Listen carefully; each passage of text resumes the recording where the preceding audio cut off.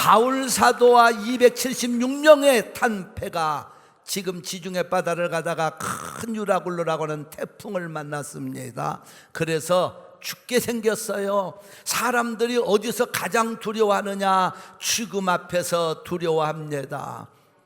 큰 파도가 일어나서 태풍을 만나가지고 276명이 탄 배가 죽게 생겼어요. 그때 하나님의 종 바울 사도, 하나님의 종 바울 사도도 그 배에 타고 있었습니다. 왜냐하면 예수님을 전하다가 억울하게 누명을 씌워서 로마로 압송하는 배였습니다. 그리고 로마 황제 가이사 앞에 가야 되는 이 바울도 함께 그 배를 타고 가다가 유라굴로라고 하는 태풍을 만나 지금 죽느냐 사느냐, 사람들 생각 같아서는 도저히 가능성이 없다고 지금 얘기들 하고 있습니다. 이때 한 사람, 하나님의 종 바울 사도, 이 한 사람의 믿음이 하나님의 능력으로 파도를 잔잔케 하셨고 276명을 구원하는 기적이 납니다. 한 사람이 중요합니다. 여러분, 한 분이 중요합니다. 많은 사람이 아니에요. 한 사람의 신앙은 가정을 살리고, 한 사람의 신앙은 그분이 들어가는 사업장을 살리고, 한 분의 신앙생활은 교회를 부흥시키고, 한 사람이 중요합니다. 오늘 여러분 한 분 되시기를 바랍니다. 하나님의 종 바울 사도 그 한 사람, 죽음의 바다에서도 어떤 영적인 자세를 갖는 거니 오늘 말씀에 보면, 첫째로 죽음의 바다를 만났을 때, 절망의 바다를 만났을 때 이렇게 고백을 합니다. 하나님의 자녀된 권세 사람으로 고백을 하는데, 여러분 3절 말씀을 한번 말씀을 보겠습니다. 말씀을 함께 선포하시죠. 나의 속한 바 곧 나의 섬기는 하나님의 사자가 어젯밤에 내 곁에 서서 말하되, 여기서 나의 속한 바, 나의 섬기는 하나님, 따르사세 여러분과 나는 하나님께 속한 사람들이기 때문에 한번 가슴에 오른손은 꼭 고백합니다. 나의 속한 바. 여러분은 지금 어디 속했다는 걸 분명히 소속이 분명해져야 돼요. 어디에 속했느냐? 하나님께 속했어요.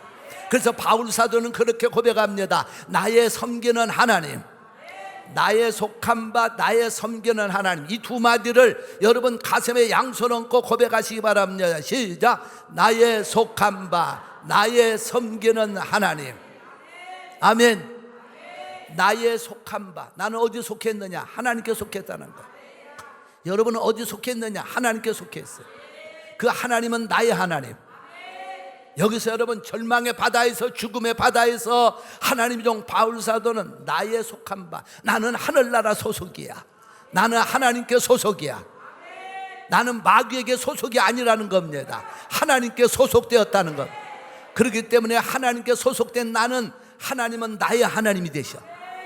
우리 지스리교회가 속한 게 아니라 여러분 하나님께 속한 성도들, 우리는 교회라고 하는 이 안에 속해 있지만 근본적으로는 하나님께 속한 사람. 그렇기 때문에 우리는 하나님께 속한 사람은 기적이 납니다. 하나님이 도와주십니다. 그렇기 때문에 내가 어디 속했느냐가 참 중요한 거예요.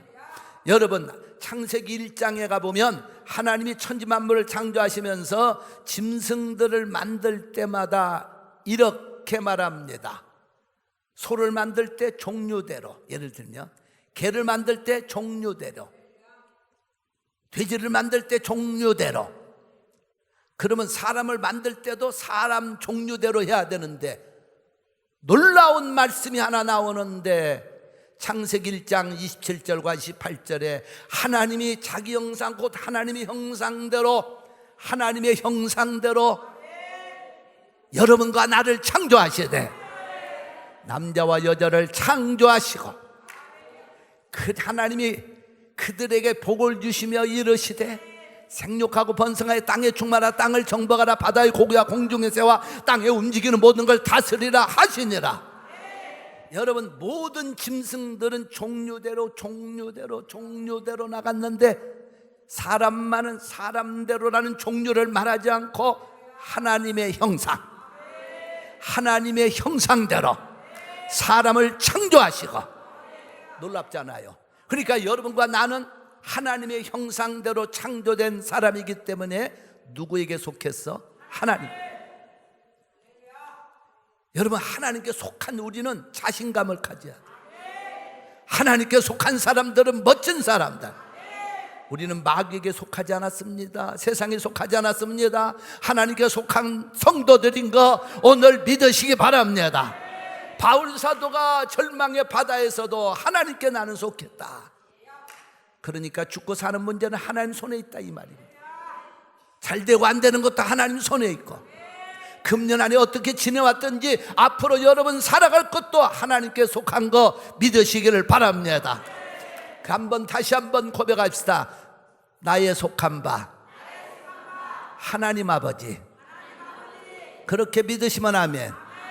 하나님은 여러분의 아버지가 되시기 때문에 절망의 바다와 같은 문제를 만나도 하나님이 살려주시고 건져주실 줄로 믿으시면 두 손 들고 아멘.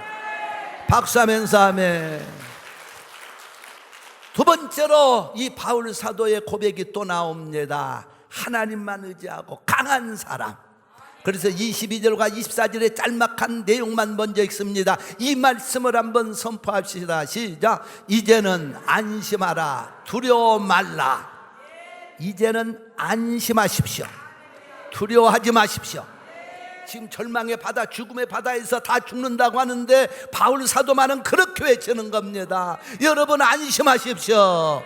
두려워하지 마십시오. 사람이요, 죽을 일을 만나도 강하고 담대한 자가 승리합니다. 하나님을 믿는 사람들은 아무리 두려울 일이 있어도, 몸에 병이 왔어도 두려워 떨면 그것 때문에 쓰러져요. 여러분, 살다 보면 인생에 두려운 일이 얼마나 많아요.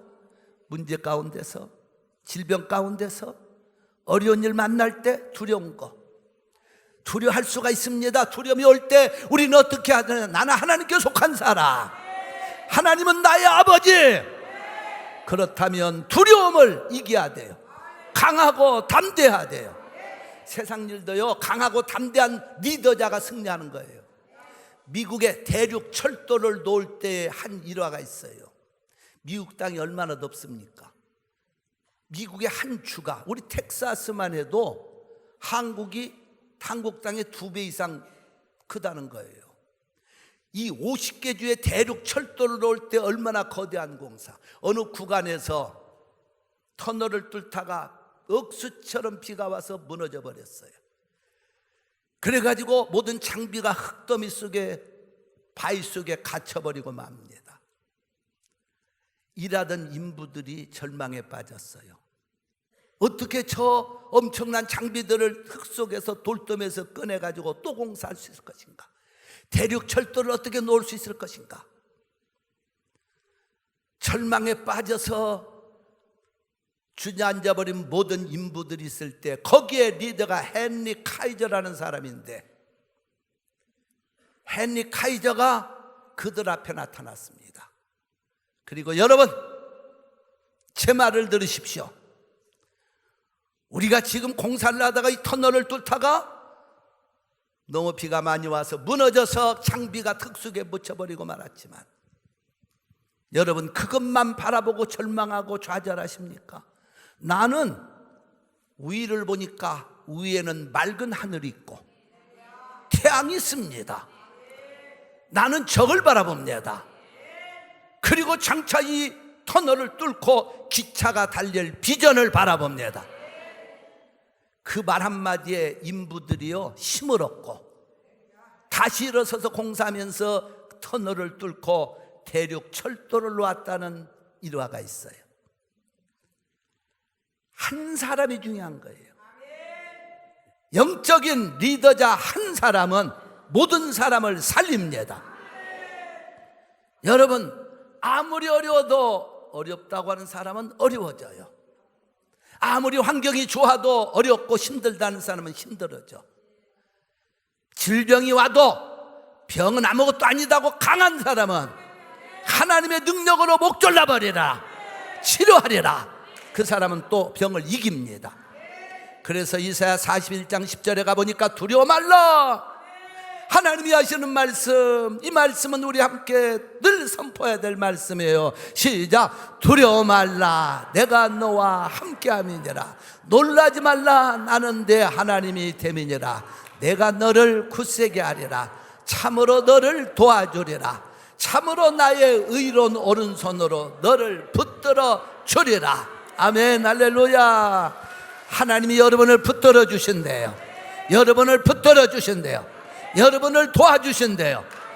하나님의 손은 능력의 손, 천지 만물을 만드신 손, 그 손으로 붙들어 주신다는 거예요. 오늘 믿으시기 바랍니다. 하나님이 오늘 나를 붙들어 주시니 그 능력의 손 있기에 나는 건강하리라. 내 몸에 병이 있어도 병을 이기리라. 문제가 있어도 문제를 이기리라. 그렇게 믿으시면 아멘. 떨지 마세요. 죽음의 바다에 있어도 떨지 않았던 바울 사도, 두려워 마십시오. 안심하십시오. 옆에 분을 보면서 한번 웃는 얼굴로 힘든 것이 있어도 아무것도 아닙니다 하고 한번 웃으세요. 시작.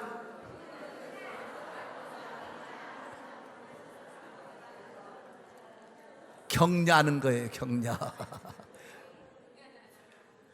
세 번째로 이 바울 사도의 놀라운 고백이 나오는데 24절에서도 나옵니다.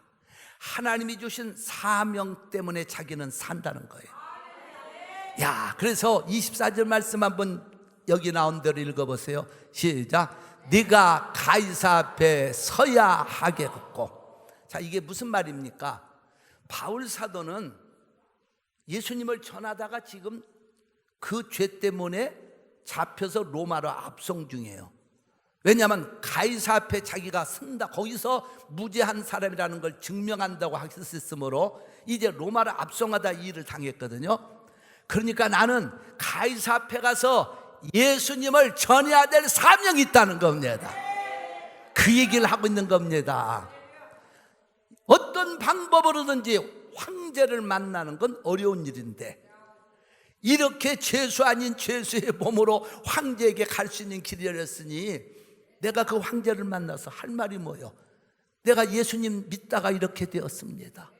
그 예수님은 십자가에 죽으시고 무덤에서 부활하시고 승천하시고 다시 오실 예수님입니다. 그 예수님을 전해야 될 사명이 아직도 자격이 있다는 거예요. 사명이 있기 때문에 나는 죽지 않습니다. 하나님이 사명이 있기 때문에 살려주십니다. 여러분 중요합니다. 우리가 예수를 믿어도 사명이 있어야 하나님이 여러분에게 기적을 주세요. 사명의 사람은 살아납니다. 하나님을 위해서 헌신하고 사명하고. 여러분 예수님을 믿어도 그냥 그럭저럭 믿는 성도가 되지 마세요. 주일 한 번 왔다가 가고 끝나는 성도가 되지 마세요. 하나님을 위해서 내가 기도의 사명을 갖든지 찬양의 사명을 갖든지, 여러분 몸을 드리고 시간을 드리고 물질을 드리는 사명을 갖든지 사명이 있어야 그 사람은 삽니다. 그냥 애나 낳고 밥이나 먹고 집이나 짓고 돈이나 벌다가 편히 살다 가겠다, 그건 안 믿는 사람도 하는 얘기예요. 예수 안 믿어도 안 믿는 사람 하는 게 짐승도 다 그렇게 살아. 미물의 짐승들도 집 짓고 새끼 낳고 기르고 다 그러고 살아가. 우리가 사명 없이 산다면 그 참 불행한 거예요. 불쌍한 겁니다. 어떻게 보면은. 제가 옛날에 저쪽 램파트에 살 때 우리 그 집 앞에 나무가 자라지 하나 이렇게 있었어요. 근데 한 그루 딱 있었는데 제 키보단 조금 높은 상태에서 멈춰서 안 자라. 그래서 뽑아내지도 못하고 그냥 놔두고 있었는데, 그래 창문을 이렇게 그 블라인드를 젖히고 보면은 그게 보여요. 정면으로 보여. 근데 어느 날 보니까 새가 한 마리 거기다가 집을 짓고 있어요. 열심히 나뭇가지를 물어다가 집을, 그 조그마한 나무에. 그 참 희한하다. 왜 큰 나무들 놔두고 우리 집 앞에 내가 집을 둥지를 트나. 보았더니 작작작 짓더니 야, 그런 거 같더니 어느 날 보니까 그게 새끼를 또 나. 또 새끼들이 짹짹짹 하니까 벌레를 물어다가 또 먹입니다. 그래서 참 관심 깊게 많이 봤어요. 그랬더니 이 새끼들이 얼마큼 자라니까 또 새끼들 데리고 홀홀 날아가 버렸어. 새가 날아와서 집을 짓고 새끼를 기르다가 이사를 가더라고. 그래서 제가 그 새를 보면서, 야, 새야, 너는 얼마나 기술이 좋으면 텍사스 공대 건축학과도 안 나왔는데 어쩌면 그렇게 집도 빨리 잘 짓고, 그리고 또 여기 베일러에 의과대학도 안 나온 것 같은데 어쩌면 애도 잘 돌아보고, 산부인과 안 나온 것 같은데도 새끼 잘 기르다가 떠나는 모습을 보면서 혼자 그 생각을 해봤어요. 여러분, 예수 안 믿어도 다 집 짓고 애 낳고 새끼 기르다가 떠나는 게 인생이에요. 믿는 사람도 마찬가지예요. 짐승들도 그렇습니다. 그걸로 우리가 예수 믿는 게 끝난다면 불행하잖아요. 불쌍하잖아요. 우리는 이 땅에 왔다가 하나님을 위해서 일하고 사명을 위해서 일하는 사람들, 주님을 위해서 일하다가 멋지게 사는 사람들.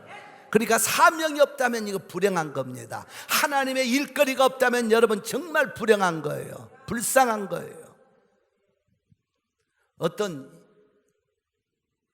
여자 집사님이 믿음이 그렇게 좋지를 않아요. 겨우 주일날만 왔다 갔다 하는 신자예요.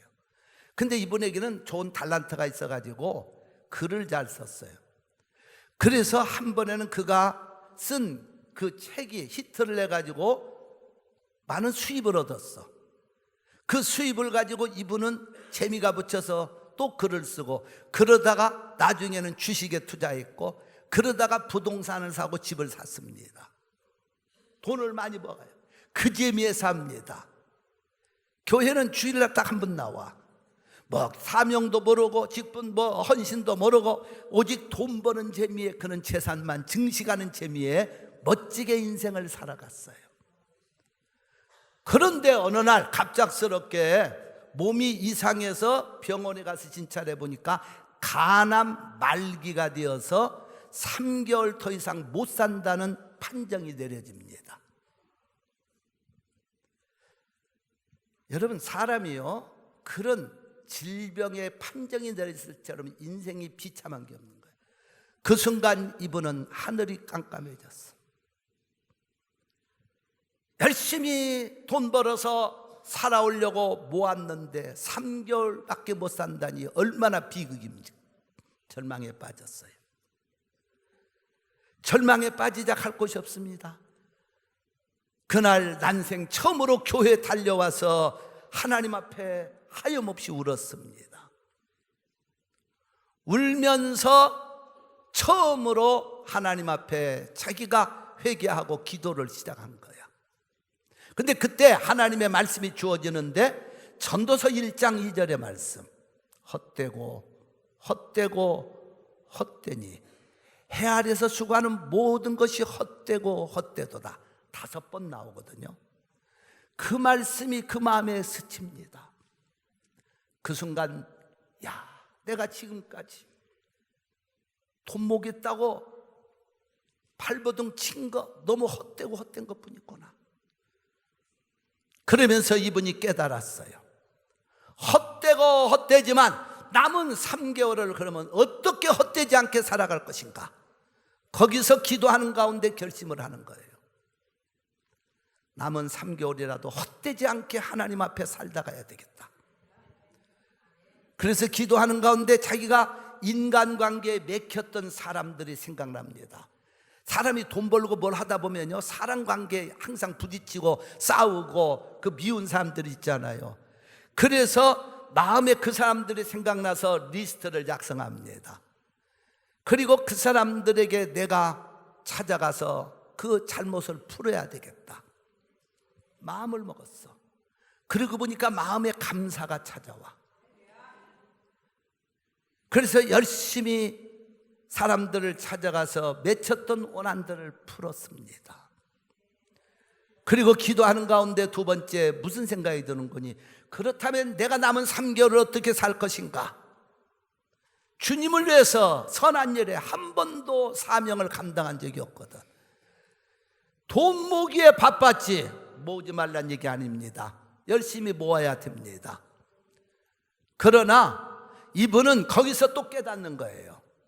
그래, 내가 마지막 주님 앞에서 물질로도 한번 헌신하자. 그래서 자기 재산의 일부를 분배했습니다. 그리고 그 물질로 하나님께 바치면서 선한 일에 쓰기를 원했습니다. 미션에 쓰기를 원했습니다. 그리고 나머지는 유언장을 만들어 가지고 자녀들에게 주는 걸로 모든 걸 끝을 맺었습니다. 그러고 나니까 마음이 너무 홀가분해. 지금까지 한 번도 해보지 않은 일들을 하다가 보니까 너무 마음이 기뻐지고 해피해지고 평안해졌어요. 그 마음이 생기니까 하나님 앞에 기도가 힘차게 나옵니다. 기도하면서 열심으로 남은 3개월을 신앙생활을 했습니다. 그런데 3개월이 지나는 동안 평강이 임하는 거야. 여러분, 하나님의 평강은 복입니다. 마음이 평안해지니까 3개월에 죽는다는 생각이 없어졌어. 근데 3개월이 되면 죽어야 되는데 안 죽어. 6개월이 지나도 안 죽어. 그게 왜? 사람이 죽는 건 숨 떨어지면 죽는 건데 그게 안 떨어지니까 안 죽는 거예요. 그게 여러분, 오래 사는 방법은 숨만 오래 쉬고 있으면 돼.